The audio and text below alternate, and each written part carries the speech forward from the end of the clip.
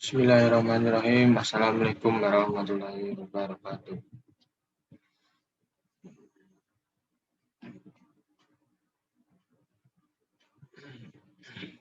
Baik, pada kesempatan kali ini, perkenalkan nama saya Andi Fadila Rashid, NIM 2018-04-30109 dari Fakultas Ekonomi. Baik, kali ini kita akan mempelajari tentang sejarah Bank Indonesia. The Javas Bank menjadi bank sentral pertama yang ada di wilayah Indonesia. Lembaga finansial ini didirikan oleh pemerintah Hindia Belanda dengan pemerintah dari Raja William I pada tahun 1828. Lokasi kantornya yang pertama berada di Batavia atau Jakarta. Penetapan BNI sebagai bank sentral di Indonesia dilakukan melalui peraturan pemerintah pengganti Undang-Undang Nomor 2 Tahun 1946 yang dikeluarkan pada tanggal 5 Juli 1946. Dalam menjalankan fungsinya, BNI merupakan lembaga yang bertugas untuk mencetak uang Republik Indonesia atau yang disebut dengan ORI yang dikenal sebagai mata uang pertama di Indonesia. Pemerintah Indonesia pada Desember 1951 memiliki kebijakan untuk menasionalkan The Javas Bank ditandai dengan Undang-Undang Nomor 24 1951 tentang nasionalisasi The Javas Bank. NV tidak cukup sampai di situ. Pada tanggal 1 Juli 1953, pemerintah mendirikan Bank Indonesia dan menunjuknya sebagai Bank Sentral Indonesia. Pada tahun 1968, tugas serta fungsi yang dimiliki oleh Bank Indonesia mulai berkurang. Dengan diterbitnya Undang-Undang Bank Sentral tahun 1968, Bank Indonesia tidak lagi menjalankan fungsi sebagai bank komersial.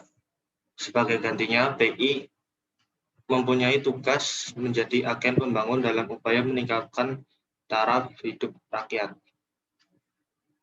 Perubahan tugas Bank Indonesia sebagai bank sentral terjadi kembali pada tahun 1999 yang ditandai dengan terbitnya Undang-Undang Nomor 23 Tahun 1999. Melalui undang-undang ini, BI memiliki peran dan memelihara serta menjaga stabilitas nilai rupiah.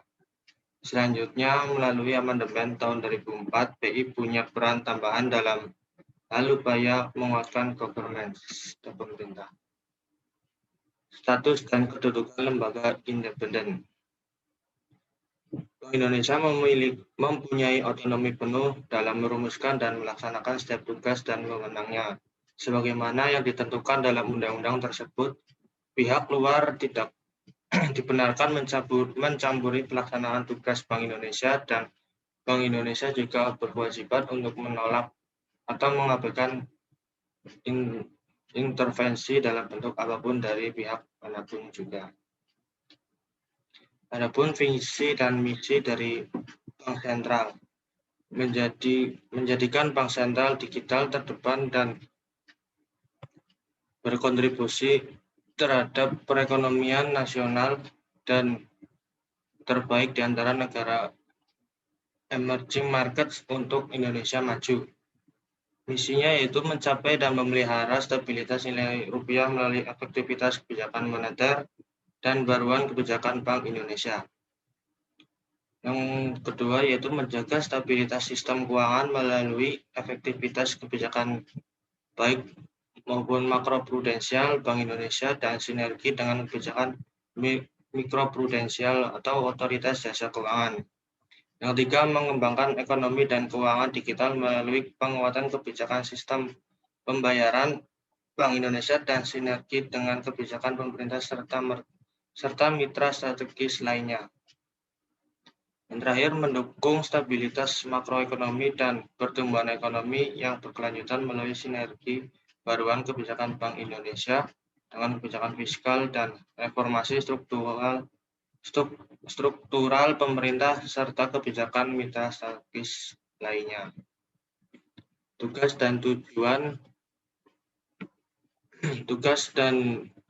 Bank Indonesia adalah mencapai dan memelihara stabilitas nilai rupiah dan melaksanakan kebijakan moneter serta berkelanjutan, konsisten, transparan, dan harus mempertimbangkan kebijakan umum pemerintah dalam bidang perekonomian. Adapun tugas dari Bank Indonesia, yang pertama menetapkan dan melaksanakan kebijakan moneter. Yang kedua, mengatur dan menjaga kelancaran sistem pembayaran. Yang ketiga, mengatur dan mengawasi bank. Tugas dan melaksanakan kebijakan moneter. Dalam rangka menetapkan dan melaksanakan kebijakan moneter, BI berwenang melakukan hal-hal sebagai berikut. Yang pertama, menetapkan sasaran-sasaran moneter dengan memperhatikan sasaran laju inflasi.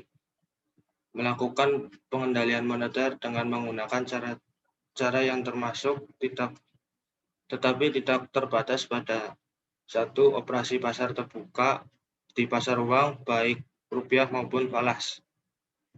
Yang kedua, penetapan tingkat diskonto.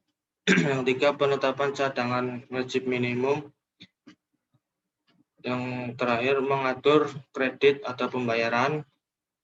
Poin C yaitu memberikan kredit atau pembiayaan berdasarkan prinsip syariah untuk jangka waktu paling lama yaitu 90 hari pada bank untuk mengatasi kesulitan pendanaan. Jika pendek bank yang bersangkutan melaksanakan kebijakan nilai tukar berdasarkan sistem nilai tukar yang ditetapkan. Dalam hal suatu bank mengalami kesulitan keuangan yang berdampak sistemis dan berpotensi mengakibatkan krisis yang membahayakan sistem keuangan, maka BI dapat memberikan fasilitas yang berupa pembiayaan darurat yang pendanaannya menjadi beban pemerintah. Poin selanjutnya yaitu mengelola cadangan devisa. Menyelenggarakan survei secara berkala atau sewaktu-waktu diperlukan yang dapat bersifat makro atau mikro untuk mendukung pelaksanaan tugas. Survei dilakukan oleh pihak lain berdasarkan pada penugasan dari BI. Mungkin cukup sekian dari saya, kurang lebihnya mohon maaf. Wabillahi taufiq wal hidayah. Wassalamualaikum warahmatullahi wabarakatuh.